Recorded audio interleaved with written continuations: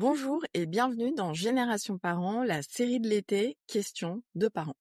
Je suis Solane Boquillon-Le Goisiou, la fondatrice de Soft Kids, l'autrice de Préparer aujourd'hui vos enfants au monde de demain et créatrice de la formation Être parent au XXIe siècle. Chaque jour en août, je vous propose une réponse claire et bienveillante à une vraie question posée par un parent. C'est parti pour l'épisode du jour. On a une petite question pour toi. Donc, c'est un parent qui nous dit « Mon fils adore porter des habits roses, mais j'ai peur qu'on se moque de lui à l'école. Comment gérer cette situation ?»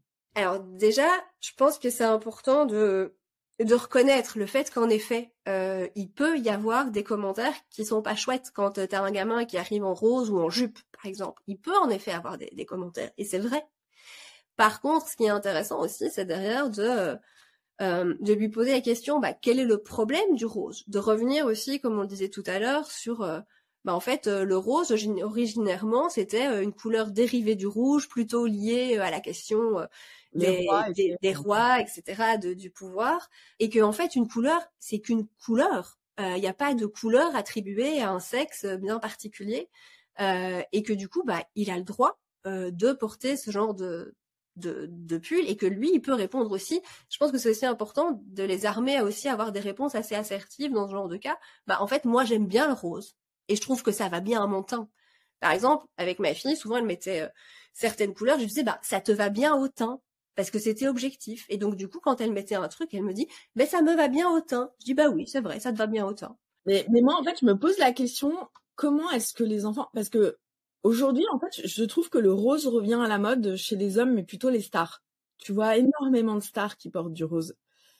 Et je me dis, mais comment est-ce que ça vient dans la cour de récré? Que le rose est nul? Que le rose est nul? Est-ce que c'est pas les parents, quoi? Comment un enfant arrive à se dire que le rose est nul? Alors, je pense qu'il y a plusieurs choses. C'est que, alors, ça peut être l'entourage familial. Il y a aussi aujourd'hui quand même beaucoup d'enfants qui sont aussi sur les réseaux.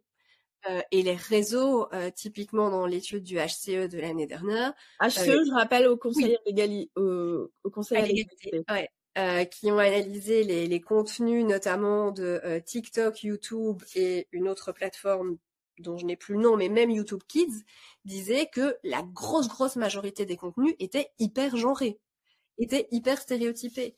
Donc peut-être que ça vient des parents, peut-être, mais ça vient aussi surtout de tout le reste. Il suffit de regarder les dessins animés qui peuvent regarder dès un certain âge, les réseaux sociaux. En fait, c'est bourré de stéréotypes au quotidien. Donc, en fait, ce genre de propos, et puis après, t'as l'effet de groupe aussi, tu sais, dans la cour de récré, notamment, là, pour le moment, il y a ce fameux jeu qui tourne, sur le fait qu'il faut pas bouger, sinon t'es gay. C'est le nouveau jeu. Tu te dis, mais comment c'est arrivé dans la cour de récré des primaires, quoi? C'est un trend TikTok. Et ben voilà, c'est un trend TikTok. Et tu te dis, mais des primaires, du coup, c'est des gamins qui ont moins de 11 ans. Et ça, c'est pareil. Moi, je trouve que ça s'interroge. En fait, je pense qu'il y a quand même un sujet qui est que ce sujet-là ne soit pas un tabou et soit vraiment pris parce qu'il existe et d'en parler dans la famille. Là, sur ce fameux jeu, on en a parlé. J'ai vu passer ça sur Insta il y a quelques jours. Il y a un soir, on en a parlé concrètement. Alors, le jeu est pas arrivé apparemment dans l'école des enfants, mais je leur ai expliqué et voilà. Et juste pour poser les choses, et ils m'ont regardé avec des yeux comme ça en me disant mais je comprends pas pourquoi, enfin ils comprenaient même pas la mécanique du jeu, et je leur dis ok, que la plupart des enfants comprennent même pas le mot gay. Absolument. Et d'ailleurs Emmanuel Piquet a fait tout un post sur ce sujet pour dire comment répondre, etc. Et elle dit la première chose c'est de savoir si nos enfants ont compris ce que ça voulait dire. Mais bien sûr. Parce que je pense qu'effectivement, il y a aussi plein d'enfants qui jouent à ce jeu sans comprendre vraiment l'enjeu. À un moment donné, ça ne reste que les enfants. Faut remettre les choses à leur place aussi quand même. Il y a aussi notre regard d'adulte par rapport au sujet. Mais sur le rose, moi, je trouve que hier, on en a parlé avec les enfants, mais ils se sont un peu foutus de moi parce que en fait, Pascal, tu es en train de nous expliquer que tu prépares l'émission avec tes enfants. Ouais, de ouf. Tu les remercieras pour la qualité de tes interventions. Niveau 8 ans. Voilà, moi mes interventions c'est niveau 8 ans. À un moment donné, on va se dire les choses. Et sur le rose, bah, ils se sont foutus de moi parce que j'avais oublié, mais je leur en avais déjà apparemment beaucoup parlé. Ils m'ont fait, oui, papa, un peu comme toi, Nadège, quand tu faisais ta fille, quand on a ras le pompon. Ils m'ont dit, oui, papa, en fait, avant, c'était une couleur de nanani, nanana, nanana. Et oui, le marketing de masse, nanani, nanana. Mais du coup, je leur ai expliqué que c'était effectivement, voilà, que c'était des constructions. Et alors, c'était drôle, c'était, ouais, ma fille, du coup, elle disait, ouais, mais moi, avant, j'aimais le rose, mais maintenant, j'aime plus du tout. Puis, moi, c'est le violet. Et puis, et Hugo, il disait, mais moi, moi, le bleu, j'aime pas, hein. Moi, c'est le rouge, hein. Donc, tu vois, nous, on n'est pas dans le bleu et le rose.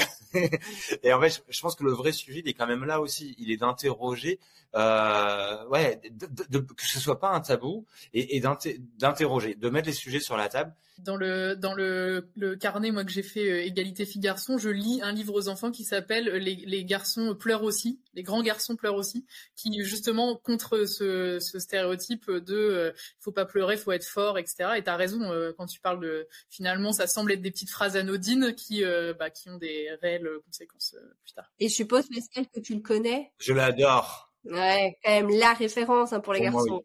oui. Ouais. Tu seras un homme féministe, mon fils, de Ouais. Aurélia Blanc. Ouais.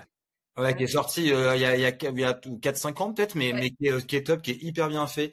Ouais, c'est Qui est accompagné maintenant de Tu seras une mère féministe. Absolument. Aussi génial à lire. Et moi, je l'ai laissé très longtemps dans le salon pour que les enfants le voient et tu vois, et juste le titre, je trouve que tu vois, pareil, ça fait réfléchir, ça nourrit les débats. Merci d'avoir écouté cet épisode de la série Questions de parents. Si ce contenu vous a parlé, vous a fait réfléchir ou vous a rassuré, pensez à vous abonner à Génération Parents pour ne rien manquer des prochains épisodes.